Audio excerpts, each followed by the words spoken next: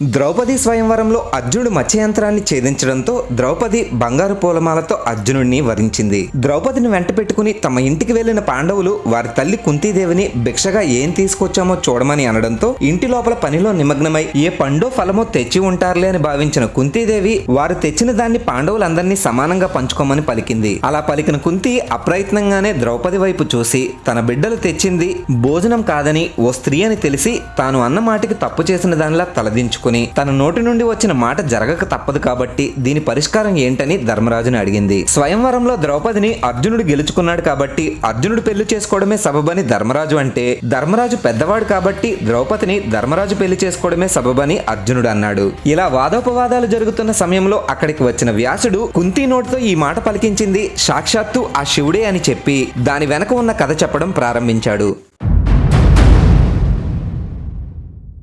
స్వర్గలక్ష్మి తన ఎంట కూతురుగా జన్మించాలి అని నలచక్రవర్తి కఠోర తపస్సు చేయడంతో ఇంద్రుడి భార్య సచీదేవి నలచక్రవర్తికి నలయానిగా జన్మించింది. మౌద్గల్యముని నలుడికి చేసిన సహాయానికి నలుడు తన కూతురు నలయానినిచ్చి మౌద్గల్యుడితో వివాహం జరిపించాడు. కుష్ఠిరోగి అయిన మౌద్గల్యముని ఓ రోజు భోజనం చేస్తుండగా అతడి చేతి బొటనవేలు ఊడి విస్తరిలో పడినప్పటికీ నలయాని అసహించుకోకుండా ఆ వేలును పక్కకు తీసి అదే విస్తరిలో తాను కూడా భోజనం చేసింది. ఇదంతా గమనిస్తున్న మౌద్గల్యుడు నలయాని పతిభక్తికి మెచ్చి ఆమెను ఏదైనా వరం కోరుకోమన్నాడు. కుష్టి వ్యాధితో బాధపడుతున్న తన భర్త అవస్థని చూసిన నలయాని మౌద్గల్యుడిని కుష్టి రోగాన్ని తగ్గించుకుని పరాక్రమవంతుడు, తెలివైనవాడు, దృఢమైన దేహదారుఢ్యంతో ధర్మం తప్పని అందమైన యువకుడిగా మారి ఆ 5 లక్షణాలతో తనని తృప్తిపరచమని కోరడంతో మౌద్గల్యుడు ఆ 5 లక్షణాలు కలిగిన 5 యువకులుగా మారిపోయి నలయానిని తృప్తిపరిచాడు. అలా కొంతకాలం గడిచిన తర్వాత సంసార జీవితంపై విరక్తి చెందిన మౌద్గల్యుడు తన యథారూపాన్ని ధరించి బ్రహ్మలోకానికి వెళ్లిపోతానడంతో నలయాని అందుకు అంగీకరించలేదు.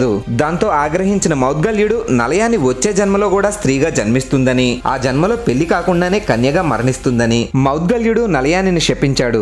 నలయాని తనని క్షమించమని ప్రాధేయపడడంతో శాంతించిన మౌద్గల్యుడు వచ్చే జన్మలో కన్యగా మరణించే నలయాని ఆ మరుసటి జన్మలో కన్యగానే జన్మిస్తుందని, అప్పుడు తాను కూడా 5గురిలా జన్మించి నలయానిని వివాహం చేసుకుంటానని చెప్పి మౌద్గల్యుడు బ్రహ్మలోకానికి వెళ్లిపోయాడు. అలా మౌద్గల్యుడు ఇచ్చిన శాపం వల్ల నలయాని మరుసటి జన్మలో కాశీరాజు కూతురు ఇంద్రసేనగా జన్మించింది. కాశీరాజు కూతురుగా జన్మించిన ఇంద్రసేనకి యుక్త వయస్సు వచ్చి ఎంతకాలమైనా వివాహం జరగకపోవడంతో శివుణ్ణి ప్రసన్నం చేసుకోవడానికి నైమిసారణ్యంలో కఠోర తపస్సు చేయడం ప్రారంభించింది. అదే సమయంలో నైమిసారణ్యంలో దేవతలందరూ యజ్ఞం చేస్తుండగా యముడు దీక్షభూని సామిత్రాన్ని నిర్వహించడంతో వేల సంవత్సరాల పాటు యముడు దీక్షలో ఉండడం వల్ల భూలోకంలో మనుషులకి ఆయువు తీరినప్పటికీ యముడి ఆజ్ఞ లేక మృత్యుదేవత వారి దగ్గరకు కూడా రాలేదు. భూలోకంలో మనుషులకి మరణం లేకపోతే వారు ఎక్కడ స్వర్గంపై దండెత్తుతారో అని భయపడిన ఇంద్రుడు అశ్విని దేవతల్ని, సాధ్యుల్ని, రుద్రుల్ని, చంద్రుడిని, కుబేరుణ్ణి, వాయుదేవుణ్ణి, వరుణుడిని వెంట పెట్టుకుని బ్రహ్మలోకానికి వెళ్లి బ్రహ్మదేవుడికి విషయాన్ని వివరించి బ్రహ్మని పరిష్కారం ఏంటో చెప్పమన్నాడు. యజ్ఞం పూర్తయితే యముడు యథావిధిగా తన కర్తవ్యాన్ని నిర్వహిస్తాడని బ్రహ్మ బదులివ్వడంతో మనుషులకి మరణం లేకపోతే వారు అమరులు అవుతారని, అలాంటప్పుడు మనుషులు దేవతలతో సమానమవుతారని, దేవతల ప్రత్యేకత ఏంటని ఇంద్రుడు బ్రహ్మని ప్రశ్నించాడు. బ్రహ్మ బదిలిస్తూ యముడి దీక్షకు భంగం కలగకుండా దేవతా సామ్యంతో యముడి శరీరాన్ని 2 భాగాలుగా చేయమని, అలా చేస్తే ఒక భాగం దీక్షను కొనసాగిస్తుందని, మరో భాగం విధిని నిర్వహిస్తుందని చెప్పాడు. బ్రహ్మ చెప్పినట్టే చేసిన ఇంద్రుడు గంగానదిలో స్నానానికి దిగుతుండగా దివ్యకమలం గంగానదిలో కొట్టుకుపోవడం చూసి దాని జాడ తెలుసుకోవాలని గంగా ప్రవాహం మొదలైన చోటుకి వెళ్లాడు. అక్కడ అగ్ని తేజస్సుతో అందంగా ఉన్న ఓ స్త్రీ ఏడవడం చూసిన ఇంద్రుడు ఆమెను నువ్వు ఎవరని, ఎందుకు ఏడుస్తున్నావని ప్రశ్నించడంతో తాను ఎవరన్నది తెలియాలి అంటే తన వెంట రమ్మని ఇంద్రుడిని హిమాలయాలపైకి తీసుకువెళ్లి ఆ స్త్రీ మాయమైపోయింది. హిమాలయాలపై ఆడుకుంటున్న 2 యువతీ యువకుల్ని చూసిన ఇంద్రుడు ఈ ప్రాంతం తన ఆధీనంలో ఉందని వారితో చెప్పినప్పటికీ వారు ఇంద్రుడిని పట్టించుకోకపోవడంతో కోపోద్రిక్తుడైన ఇంద్రుడు యువకుడిపై చెయ్యి వేయగానే ఇంద్రుడు కొయ్యబారిపోయాడు. యువకుడిగా ఉన్న శివుడు తన యథారూపాన్ని ధరించి ఇంద్రుడికి ఓ గుహను చూపించి ఇంద్రుడికి అంత బల పరాక్రమాలు ఉంటే గుహకి అడ్డంగా ఉన్న బండరాయిని తొలగించి అందులోకి ప్రవేశించమని చెప్పడంతో ఇంద్రుడు బండరాయిని తొలగించి గుహలోకి ప్రవేశించాడు. గుహలోకి ప్రవేశించిన ఇంద్రుడు తనలాగే ఉన్న మరో 4గురిని చూసి ఆశ్చర్యంతో వారంతా ఎవరని శివుడిని అడగ పెరగడంతో వారు కూడా ఇంద్రుడిలాగే పూర్వం దురుసుగా ప్రవర్తించారని, మనుషుల్ని తక్కువగా చూసినందుకు ద్వాపర యుగంలో వారితో కలిసి పాండవులుగా జన్మించి మనుషులు పడే బాధల్ని కష్టాల్ని స్వయంగా తెలుసుకోమని శివుడు వారిని ఆదేశించాడు. పూర్వపు ఇంద్రులు నలుగురు 5వ ఇంద్రుడితో కలిసి శివుడు ఆదేశించినట్టే భూలోకంలో మనుషులుగా జన్మిస్తామని, వారిని యముడు, ఇంద్రుడు, వాయుదేవుడు, అశ్విని దేవతలతో కలిపి తల్లి గర్భంలో ప్రవేశపెట్టమని, అలా జన్మించేంత వరకు ఆ గుహలోనే నిద్రిస్తామని కోరడంతో శివుడు తదాస్తు అని అక్కడి నుండి అంతర్ధానమై నైమిసారణ్యంలో శివుడి కోసం కఠోర తపస్సు చేస్తున్న కాశీరాజు కూతురు ముందు ప్రత్యక్షమై ఆమెను ఏం వరం కావాలో కోరుకోమన్నాడు. ఆమె శివుడిని చూసిన ఆనందంలో తడబడుతూ ధర్మం తప్పనివాడు, బలవంతుడు, పరాక్రమవంతుడు, తెలివైనవాడు, అందగాడైన భర్తని ప్రసాదించమని 5 సార్లు కోరడంతో శివుడు తదాస్తు అని 5గురిని భర్తగా పొందుతావని వరమిచ్చాడు. ఒక స్త్రీకి 5గురు భర్తలుండడం ఎలా సాధ్యమని ఆమె శివుణ్ణి ప్రశ్నించడంతో శివుడు బదిలిస్తూ ఆమె కోరిన 5 గుణాలు ఒక్కడిలోనే ఉండడం అసాధ్యమని చెప్పి 5 సార్లు కోరేవు కాబట్టి ఈ జన్మలో కన్యగా మరణించి వచ్చే జన్మలో కన్యగా జన్మించి ఈ 5 గుణాలతో ఉండే 5గురిని భర్తలుగా పొందుతావని, అలాగే మరుసటి రోజు ఉదయాన్నే స్నానం చేసిన తర్వాత నీ కన్యత్వాన్ని తిరిగి పొందుతావని శివుడు ఆమెకు వరమిచ్చాడని వ్యాసుడు ద్రౌపది గత జన్మ రహస్యాన్ని ద్రౌపదుడికి, పాండవులకి, కుంతీదేవికి వివరించి పాండవులతో ద్రౌపది వివాహాన్ని జరిపించాడు.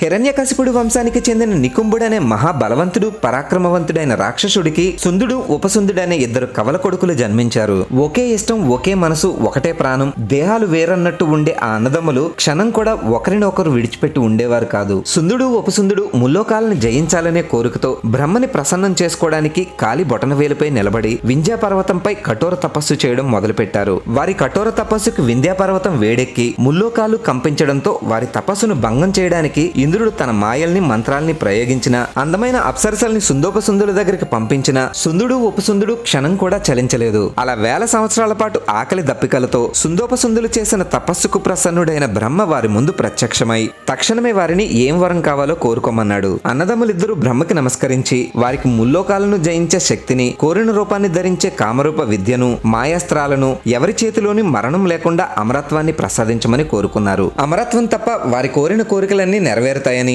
దేవతలతో సమానంగా మృత్యు విధానం మరొకలాగా కోరుకోమని బ్రహ్మ అనడంతో సుందుడు, ఉపసుందుడు కొంతసేపు ఆలోచించి అన్నదమ్ములిద్దరికి ఒకరంటే మరొకరికి అమితమైన ప్రేమ కాబట్టి వారి మధ్య ఎప్పుడూ ఎలాంటి గొడవలు రావని భావించి అన్నదమ్ములు ఒకరి చేతిలో ఒకరు మరణించాలే తప్ప వేరెవరి చేతిలోనూ మరణం లేకుండా వరాన్ని ప్రసాదించమనడంతో బ్రహ్మ తదాస్తు అని అక్కడి నుండి అంతర్ధానమయ్యాడు.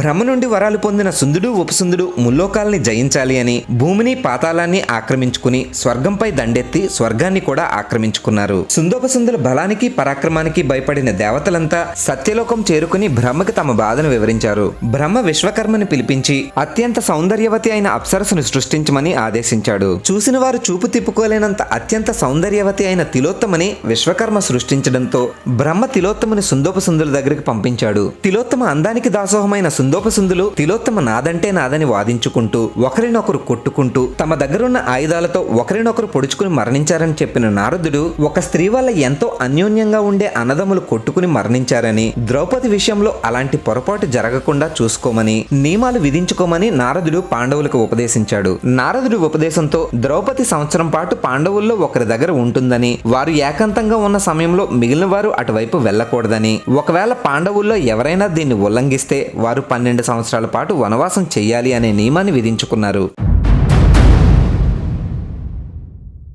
ఓ రోజు కాండవ ప్రస్థంలో ఉన్న పాండవుల దగ్గరికి వచ్చిన ఓ బ్రాహ్మణుడు దొంగలు తన ఆవుల్ని దొంగిలించారని, బ్రాహ్మణుడికి జీవనాధారమైన ఆవుల్ని దొంగిలించడం అంటే ధర్మార్థాలను దొంగిలించడమే కాబట్టి తన ఆవుల్ని విడిపించి ఇవ్వమని పాండవుల్ని ప్రాధేయపడ్డాడు. దాంతో అర్జునుడు ఎలాగైనా దొంగిలించబడిన ఆవుల్ని తిరిగి తెస్తానని బ్రాహ్మణుడికి మాట ఇచ్చాడు. కానీ ఆ సమయంలో ఆయుధాలు ఉన్న గదిలో ధర్మరాజు ద్రౌపదితో ఏకాంతంగా ఉండడంతో అర్జునుడికి ఏం చేయాలో అర్థం కాలేదు. ఇచ్చిన మాట తప్పడం క్షత్రియ ధర్మం కాదు. అలా అని నియమాన్ని ఉల్లంఘిస్తే 12 సంవత్సరాలు వనవాసానికి వెళ్ళాలి. ఇచ్చిన మాటను నిలబెట్టుకోవడం క్షత్రియ ధర్మం కాబట్టి అర్జునుడు ఆవుల్ని విడిపించడానికి నిర్ణయించుకుని ద్రౌపది ధర్మరాజుల ఏకాంతానికి భంగం కలిగించి తన అన్న ధర్మరాజుకి విషయాన్ని వివరించి ఆయన అనుమతి తీసుకుని దొంగలు అపహరించిన బ్రాహ్మణుడి ఆవుల్ని విడిపించి బ్రాహ్మణుడికి ఇవ్వడంతో బ్రాహ్మణుడు అక్కడి నుండి సంతోషంగా వెళ్ళిపోయాడు. నియమాన్ని ఉల్లంఘించాడు కాబట్టి వనవాసానికి వెళ్తున్న అర్జునుడిని ధర్మరాజు వద్దని వారించాడు. కానీ నియమాన్ని ఉల్లంఘించినందుకు వనవాసానికి వెళ్లడమే ధర్మం అని చెప్పి అర్జునుడు తన సోదరులందరి దగ్గర, తన తల్లి కుంతి దగ్గర సెలవు తీసుకుని వనవాసానికి బయలుదేరాడు. అలా వనవాసానికి వెళ్లిన అర్జునుడు తీర్థయాత్రలు చేస్తూ గంగాద్వారం అంటే హరిద్వార్ చేరుకుని అక్కడ విడిది చేశాడు. హరిద్వార్లో విడిది చేసిన అర్జునుడు స్నానం చేయడానికి గంగా నదిలోకి దిగడంతో నాగకన్య ఉలిపి అర్జునుడి మనోహర రూపానికి ముగ్ధురాలై అర్జునుడిని నాగుల రాజైన కౌరవ్యుడి మందిరానికి లాక్కుని పోయింది. ఉలిపి సాహసానికి ముచ్చటపడిన అర్జునుడు ఉలీపిని ఎవరని ప్రశ్నించడంతో తాను ఐరావత వంశానికి చెందిన నాగరాజు కౌరవ్యుడి కూతురు ఉలీపిని అని తనని తాను పరిచయం చేసుకుని అర్జునుడిపై ఉన్న ఇష్టాన్ని అర్జునుడికి వివరించింది. దాంతో అర్జునుడు తాను నియమంలో ఉన్నాను అని 12 సంవత్సరాలు బ్రహ్మచర్యాన్ని పాటించాలి అని ఉలీపికి వివరించడంతో తనకి అన్ని విషయాలు తెలుసు అని, అర్జునుడి నియమం ద్రౌపది వరకే పరిమితమని, తనని వరించడం అధర్మం కాదని ఉలీపి అర్జునుడికి బదులివ్వడంతో అర్జునుడు ఆమె కోరికను మన్నించి ఆ రాత్రి గడపడంతో వారికి ఇరవంతుడు జన్మించాడు.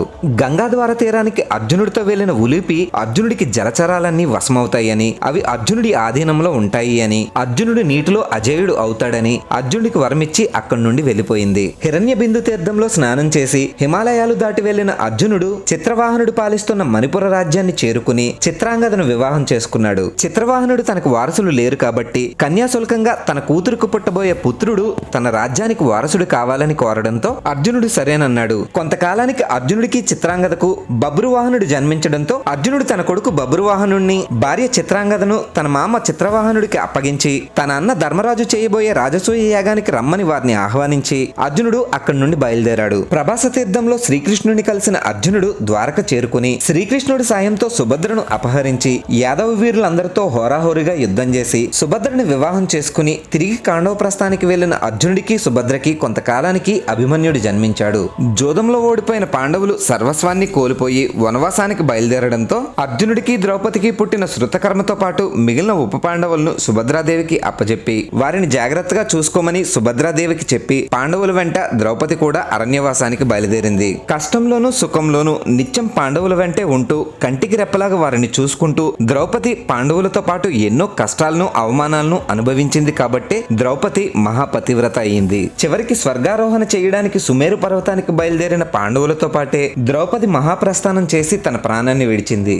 వీడియో నచ్చితే లైక్ చేసి షేర్ చేయండి. అలాగే వీడియోపై మీ అభిప్రాయాన్ని కామెంట్స్లో తెలియజేసి మన ఛానల్ నుండి ఎలాంటి విషయాలు తెలుసుకోవాలనుకుంటున్నారో కామెంట్ చేయడం మర్చిపోకండి. జై శ్రీకృష్ణ.